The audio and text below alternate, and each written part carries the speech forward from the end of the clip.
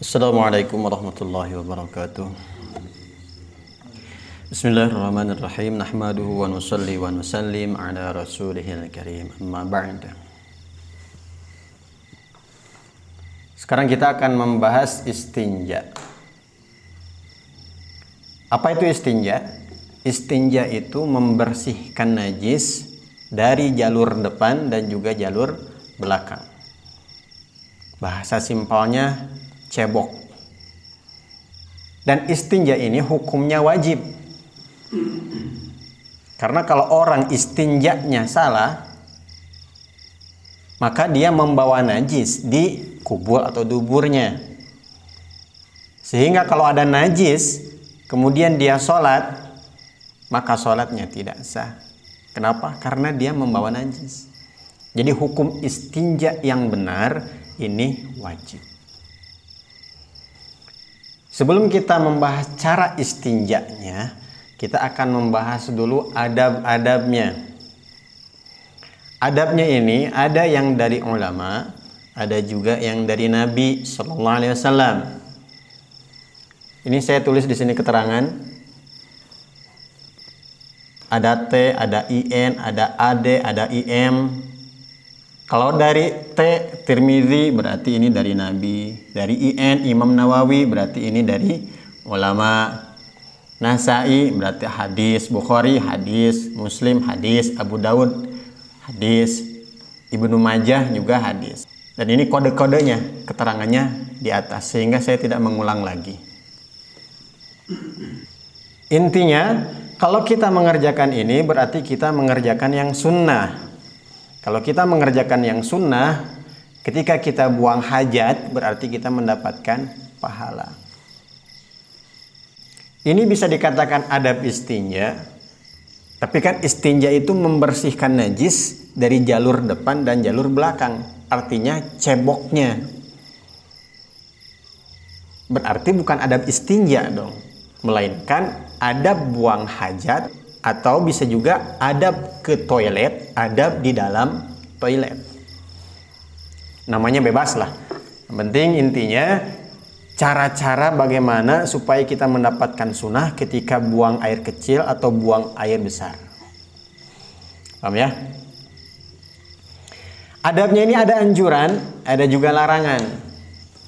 Anjurannya pertama, masuk ke dalam WC dengan mendahulukan kaki kiri. Ini kelihatannya sepele, tapi bagi ulama yang waro, orang yang kasyaf, dia seumur hidupnya sholatnya selalu khusyuk. Suatu ketika dia pernah sholatnya kok tidak khusyuk beberapa hari. Dicek, ternyata alasannya pernah sekali dia masuk ke WC mendahulukan kaki kanannya. Itu pun membuat sholatnya tidak khusyuk beberapa lama. Bagaimana kalau kita rutin atau sering masuk ke dalam WC mendahulukan kaki kanan? Jadi kalau kita lupa masuk kaki kanan dahulu, segera tarik.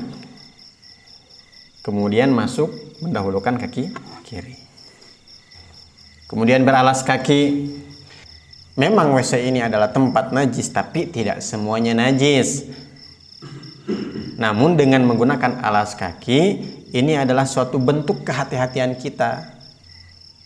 Sehingga kita tidak was-was. Diam. Tidak berbicara, tidak ngobrol. Kalau ditanya, berisyarat dengan berdaham. Masih lama enggak? Kecuali kalau memang yang memanggil adalah ibu kita atau teman kita bertanya kepada kita dan itu hal yang penting. Nanya kunci motor, kunci mobil, hanya kita yang tahu sedangkan dia sedang buru-buru, jawab saja. Karena tidak sampai kepada haram berbicara di dalam WC. Kemudian jauh dari manusia. Ini kalau tidak di WC. Masa kita harus memindahkan WC gara-gara ada orang dekat WC? Enggak. Ini kalau di tempat umum. Kalau bukan di WC. Kemudian doa masuk. Apa doanya? Allahumma inni a'udzubika minal khubuthi wal khaba'ith. Kemudian juga doa keluarnya. Apa doanya? Gufronaka. Itu yang paling pendek. Sempurnanya gufronaka alhamdulillahilladzi azhaba annil ada wa afani. Kita bersyukur kepada Allah. Alladzi azhaba annil ada, yang telah menghilangkan penyakit, ani dariku, wa afani, dan telah menyehatkan aku. Jadi kita bersyukur masih bisa kencing, masih bisa BAB. Kebayang nggak? Kita nggak bisa BAB seminggu aja, harus dioperasi. Itu berapa biayanya? Mahal. Makanya kita bisa kencing, bisa BAB, itu tanda kita sehat, diberi kesehatan oleh Allah Subhanahu wa taala. Makanya keluar dari WC kita bersyukur. Minimalnya ketika mau masuk ke dalam WC nggak hafal doanya, membaca Bismillahirrahmanirrahim. Tapi di luar WC, jangan di dalam.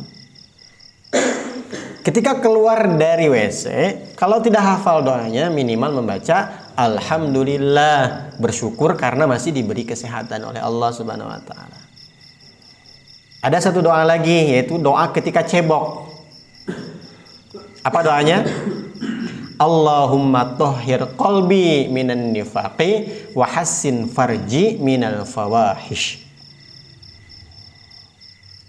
Allahumma tahhir qalbi minan nifaqi, ya Allah, bersihkanlah hatiku daripada kemunafikan.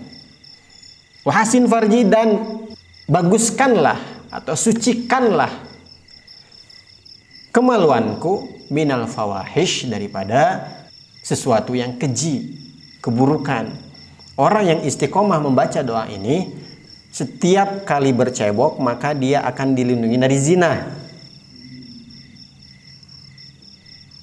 Melihat perempuan yang bukan muhrim kita dengan syahwat, itu pun zina mata.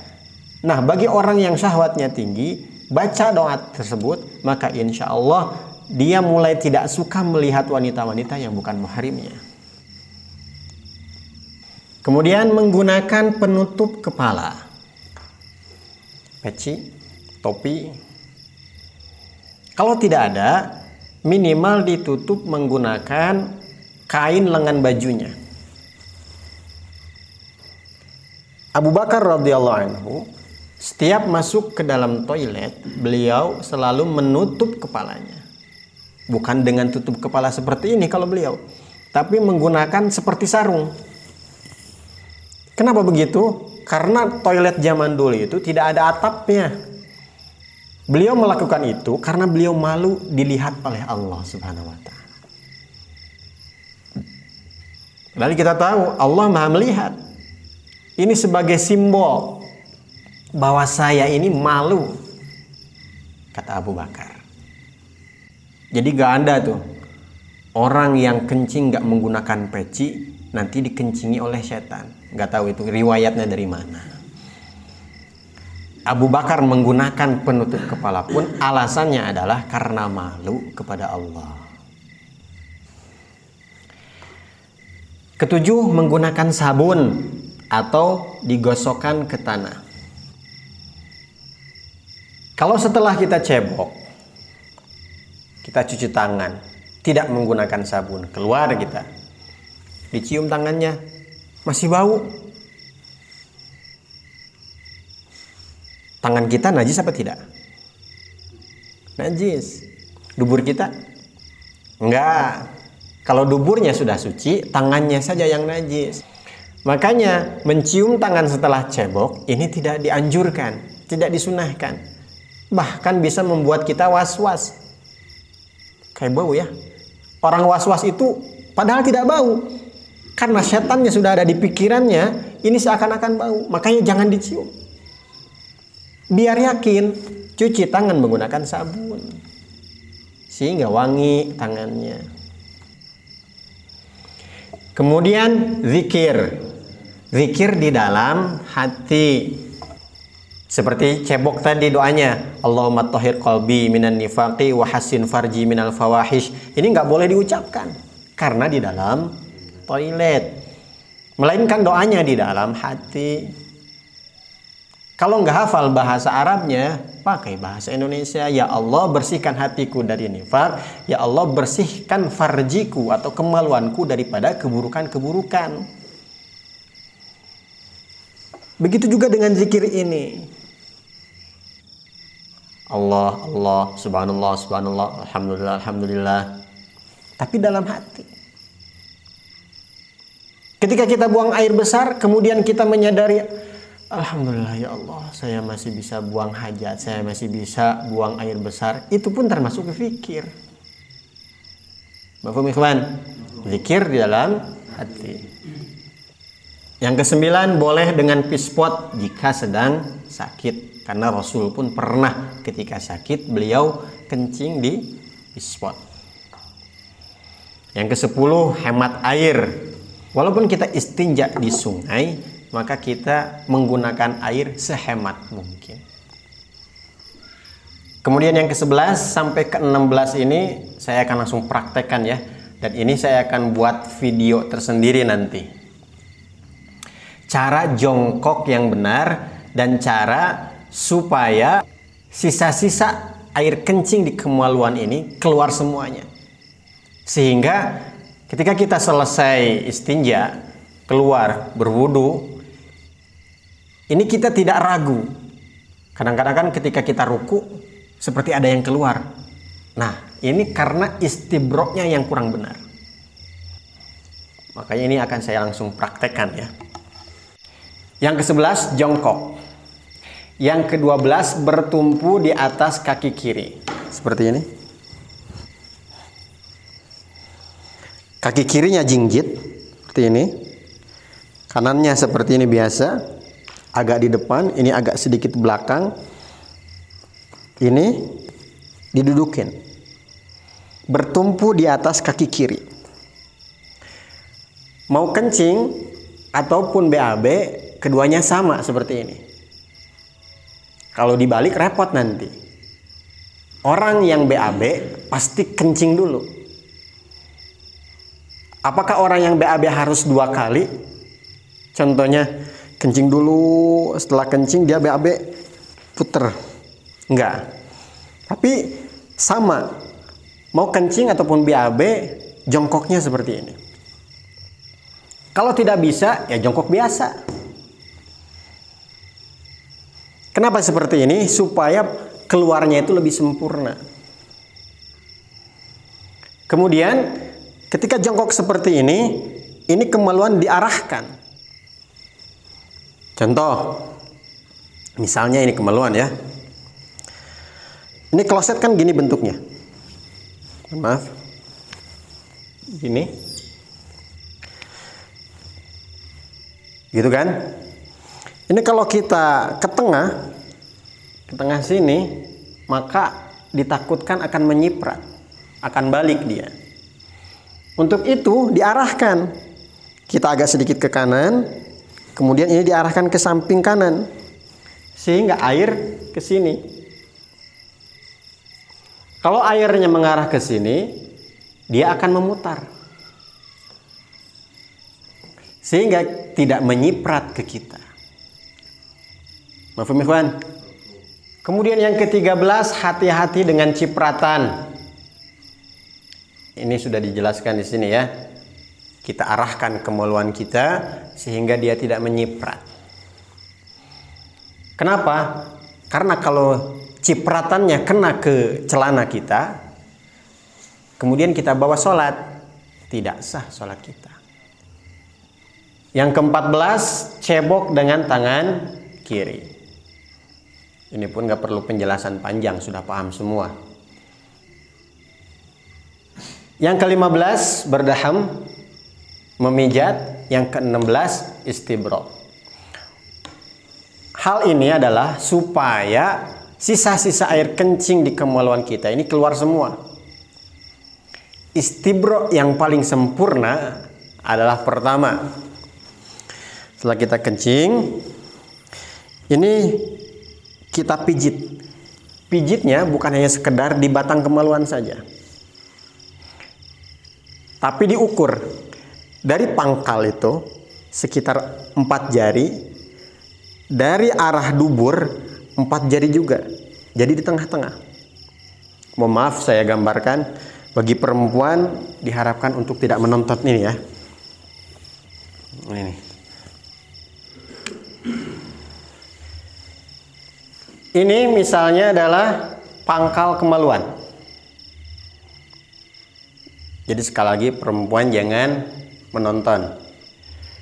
Kemudian ini bola. Di sini lubang dubur, ya. Dihitung dari pangkal ini 4 jari.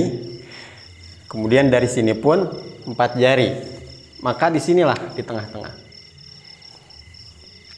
Jadi pas di bola tersebut, namanya peler ya, kita pijat seperti ini. Mohon maaf ini bukan jorok ya, ini ilmu.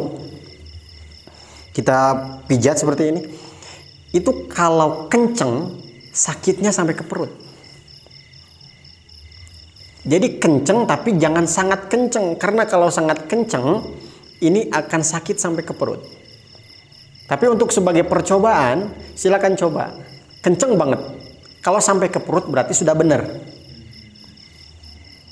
Kenapa? Karena air kencing ini bertumpunya di sini. Ketika kita pijit bagian ini, 4 di pangkal, 4 di dubur, tengah-tengahnya, ini akan keluar semua. Tambahan, kemarin masih ada yang belum paham ya. Maksudnya memijat bagian sini, 4 jari dari pangkal kemaluan dan 4 jari dari lubang dubur. Ini bukan memijat bagian sini sampai sini, enggak. Tapi yang dipijat tuh ininya, bagian dagingnya. Kalau dipijat bagian sini, maka akan sakit sampai ke perut. Kalau sangat keras. Jadi nggak perlu keras-keras. Cara memijitnya, ini kan kemaluan, pangkal kemaluan begini. Di sini ada peler begini. Di sini lubang dubur. Ini di peler kita pijat sampai mengenai dalamnya. Sini. Bukan pelan-pelan bagian pelernya saja. Nggak akan terasa itu. Jadi istibro yang pertama dipijat bagian sininya. Setelah kita pijat, kemudian kita berdaham sambil memijat bagian pangkalnya. Kenapa harus dipijat juga? Karena di sini tuh ada klep.